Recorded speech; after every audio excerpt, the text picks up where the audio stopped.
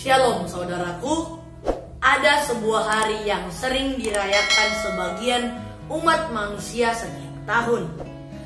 Bukan Natal, Paskah atau hari Valentine, tetapi hari Halloween. Kali ini kita akan membahas Halloween, tentu sesuai dengan perspektif Alkitab, karena Joseph Stories adalah sola scriptura. Mari kita mulai topik yang kontroversial ini.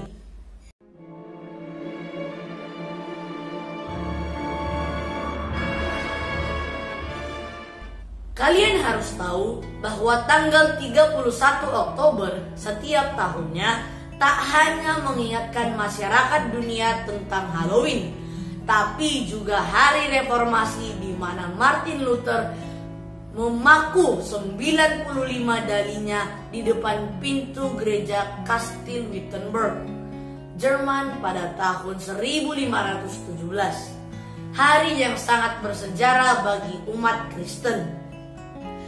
Martin Luther mengatakan bahwa keselamatan diperoleh bukanlah dengan usaha, melainkan oleh karena iman dalam karya penebusan Kristus. Baiklah, perhatikan gambar di bawah ini. Kemudian gambar berikut. Saya menunggu komentar Anda di kolom komentar. Halloween merupakan singkatan dari All Hallows Evening, yakni malam para kudus, malam sebelum hari semua orang kudus, tanggal 1 November. Jadi pada tanggal 31 Oktober dirayakan setiap tahunnya oleh kekristenan barat, yang kemudian berkembang hingga sekarang juga dan dirayakan oleh orang-orang non-Kristen. Dan pada masa kini perayaan Halloween sudah dirayakan kebanyakan orang dengan sentuhan komersial di dalamnya. Halloween berasal dari kata hello, yakni holy. Holy artinya kudus. Dan kata hello bisa kita temukan sebanyak 15 kali dalam Alkitab King James. Buka Alkitabmu pada Matius 6 ayat 9. Karena itu, berdoalah demikian, Bapa kami yang di sorga, dikuduskanlah namamu. Dalam terjemahan bahasa Inggris, kita melihat dengan jelas, yakni after this manner, therefore pray ye, Our Father which art in heaven, hallowed be thy name.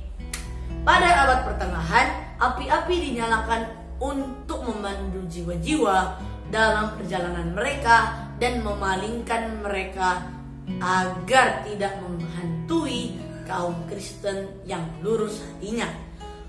Rumah-rumah di Inggris dan Irlandia seringkali harus menyalakan lilin di setiap ruangan untuk memandu jiwa-jiwa tersebut mengunjungi kembali kediaman dunia mereka.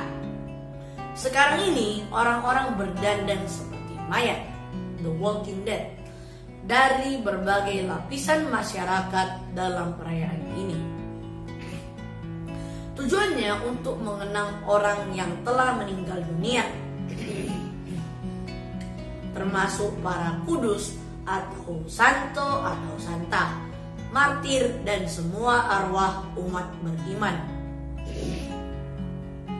Saudaraku, kita tidak akan membahas labu yang diukir, kostum yang menyeramkan, permen atau candy, darah yang dibuat di depan pintu rumah, wajah yang dibuat menyerupai vampir atau Dracula. Tapi kita membahas Halloween dari perspektif kitab suci kita. Apa kata Alkitab? Kita baca dari Perjanjian Lama. Buka Alkitabmu pada 1 Keluaran 22 ayat 18. Seorang ahli sihir perempuan janganlah engkau biarkan hidup. Imamat 19 ayat 31. Janganlah kamu berpaling kepada arwah atau kepada roh-roh peramal, Janganlah kamu mencari mereka dan dengan demikian menjadi najis karena mereka. Akulah Tuhan Allahmu. Ulangan 18 ayat 9-11. Apabila engkau sudah masuk ke negeri yang diberikan kepadamu oleh Tuhan Allahmu, maka janganlah engkau belajar berlaku sesuai dengan kekejian yang dilakukan bangsa-bangsa itu.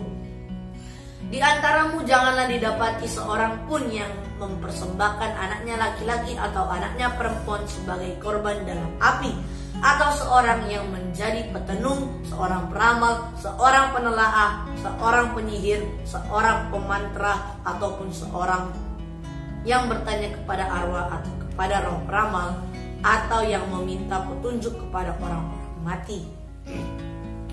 Imamat 19 ayat 28. Janganlah kamu menggoresi tubuhmu karena orang mati, dan janganlah merajah tanda-tanda pada kulitmu. Akulah Tuhan. Dan juga kita baca dari Perjanjian Baru, Kisah Para Rasul 13 ayat 8-11. Tetapi Elimas, demikianlah namanya dalam bahasa Yunani, tukang sihir itu, menghalangi mereka dan berusaha membelokkan gubernur itu dari imannya. Tetapi Saulus, juga disebut Paulus, yang penuh dengan Roh Kudus, menatap dia dan berkata, "Hai anak iblis, engkau penuh dengan rupa-rupa tipu muslihat dan kejahatan. Engkau musuh segala kebenaran. Tidakkah engkau akan berhenti membelokkan jalan Tuhan yang lurus itu? Sekarang lihatlah, tangan Tuhan datang menimpa engkau, dan engkau akan menjadi buta. Beberapa hari lamanya engkau tidak dapat melihat matahari." Dan seketika itu juga orang itu merasa diliputi kabut dan gelap, dan sambil meraba-raba ia harus mencari orang untuk menuntun dia. Melihat apa yang telah terjadi itu, percayalah gubernur itu, ia takjub oleh ajaran Tuhan. Di sini Paulus menghardik Elimas, tukang sihir. Kisah Para Rasul 19 ayat 19. Banyak juga di antara mereka yang pernah melakukan sihir, mengumpulkan kitab-kitabnya lalu membakarnya di depan mata semua orang. Nilai kitab-kitab itu ditaksir 50.000 uang perak. Banyak tukang sihir membakar kitabnya setelah menerima Kristus. 1 Korintus 10 ayat 21.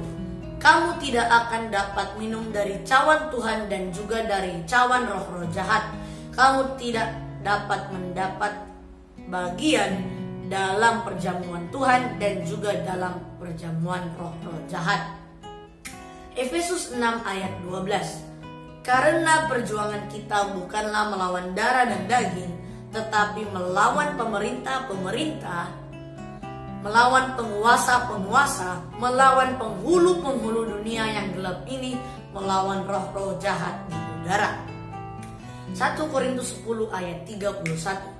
Aku menjawab, jika engkau makan atau jika engkau minum atau jika engkau melakukan sesuatu yang lain, lakukanlah semuanya itu untuk kemuliaan Allah. Jadi ini peringatan bagi kita agar tidak sembarangan melakukan sebuah aktivitas atau perayaan.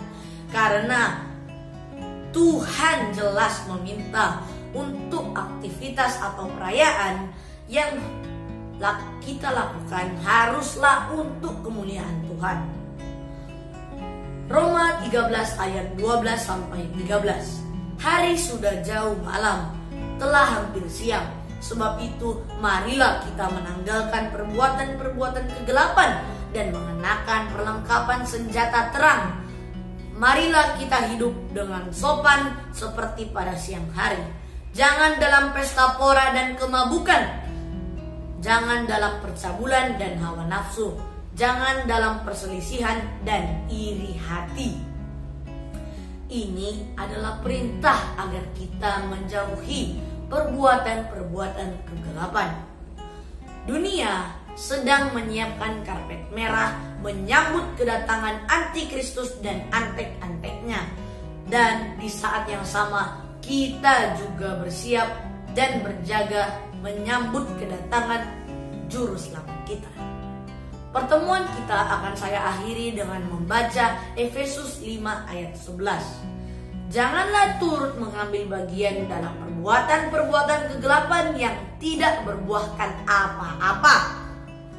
Tetapi sebaliknya, telanjangilah perbuatan-perbuatan itu. Ingat, jauhkan dirimu, keluargamu, kawan-kawanmu, juga pacarmu dari perayaan pemujaan setan ini. Maju terus dalam Kristus. Haleluya.